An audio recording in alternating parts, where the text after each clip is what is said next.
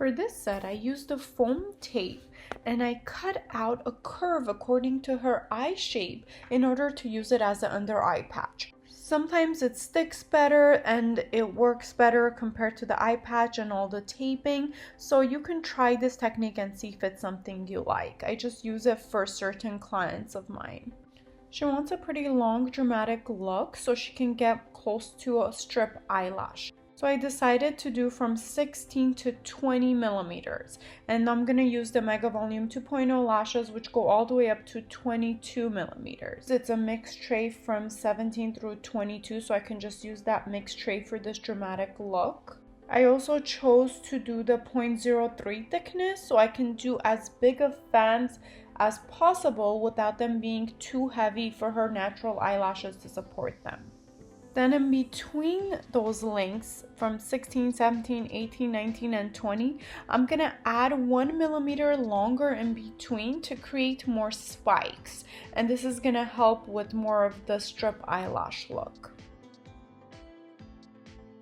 First, I went in and I started applying the spikes. So these eyelashes I'm applying with not fanning them out. So there is still a bunch of them. So there is still about 5 or 6 in the bunch, but I'm not fanning them out. So I'm going to go ahead and put in the mapping, you see the 18, 19, 20, and 21, the pink underline. So those are the ones I'm applying first in order to create my spikes and divide up my sections for the other lengths.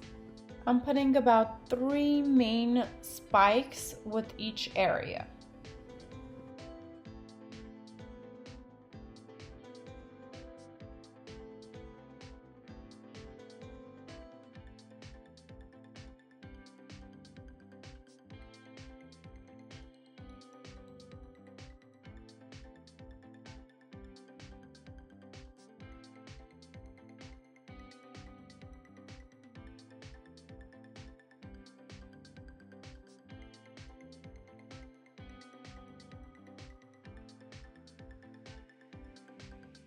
Now after I'm finished applying all the spikes, I'm going to go in and jump around the eye and fill in my fans in between.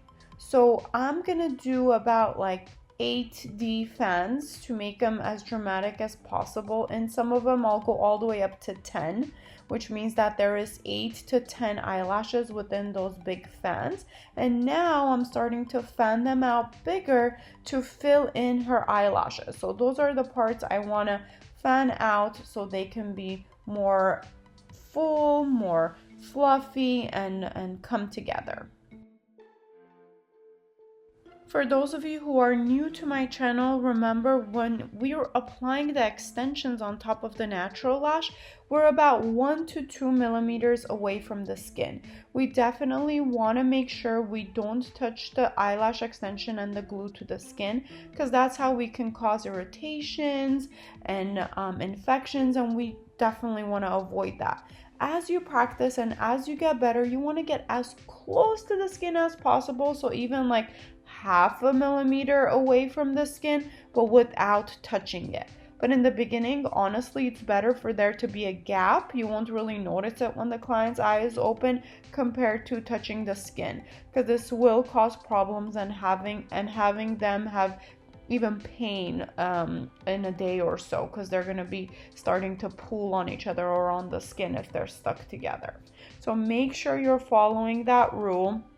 And also make sure you're isolating properly and that there's only one eyelash extension that's getting one natural eyelash that's getting an extension. If 2 natural eyelashes are stuck together, then that's when you can also risk the chance of damaging their natural lashes. Because remember, our eyelashes, natural eyelashes, all have different growth rates. So if they're not going to be growing all at the same time and they're stuck together, if one is ready to grow and the other one isn't, the growing eyelash is going to start pulling on the other one that's just not ready to grow out yet.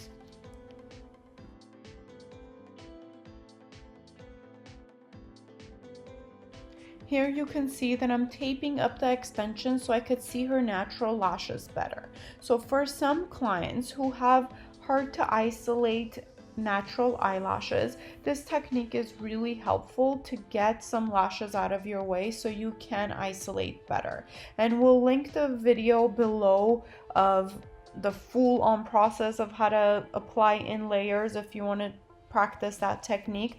But for this specific client, I chose to only do it when I couldn't see the natural lashes to isolate. And that's also something that could happen when you're applying really long extensions compared to their natural lashes.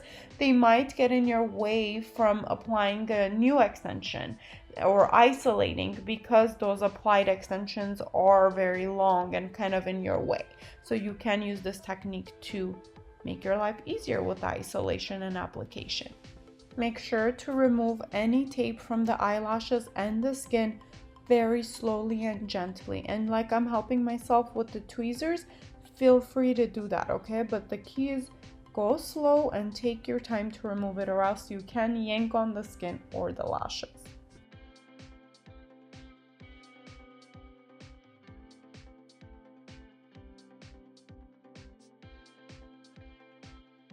Now we're going to keep following our mapping and applying and filling in on every single one of her natural lashes. And this is very, very important to apply as many as you can, especially when you're putting such long eyelashes, or else they will look very sparse and very almost like they've already shedded too much and they need a fill. So you want to make sure you take your time and you find all the natural eyelashes that you can apply on and use that taping technique to see different layers of their natural lashes to keep applying, okay? The only ones you don't want to apply on are the very, very tiny baby hairs that are just growing out.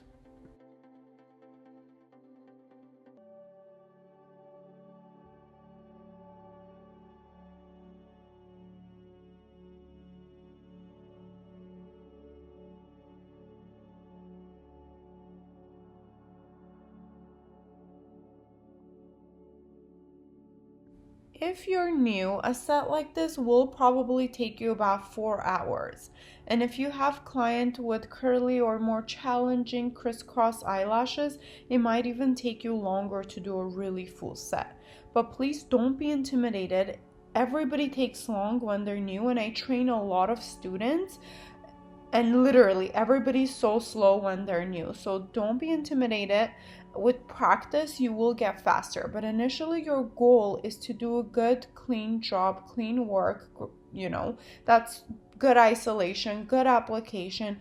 All of that is way more important than your speed. So initially start off with, great work, slower, but then as you work and have more experience, I want to say at least 6 months to a year, then you can probably do a set like this within 2.5 hours.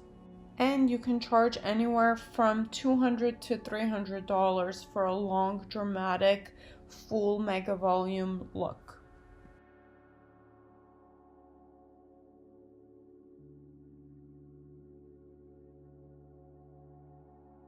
Now we're going to remove any tape and we're going to check underneath by lifting the eye to make sure nothing is stuck. If something is stuck on the tape, then that's when we would gently peel it off with our tweezers before we let the client open, or for us to continue removing the tape underneath. Now, in order for me to double check, make sure I didn't miss any eyelashes in those inner corners, I am putting 2 layers of white tape and 1 layer of clear tape to kind of create my own tiny eye patch for me to only tape the inner corners to see if I can find any more natural lashes to apply extensions on. Now this part, I'm taping and pulling the eyelid a little bit to the left in order for me to see those inner corners better, okay? And I can add tape and pull in different directions just like you see me doing in order for me to see those inner corners better. There is actually a full video of taping for inner and outer corners. Again, we'll link that below as well if you want to watch that, but that's what that tape is about.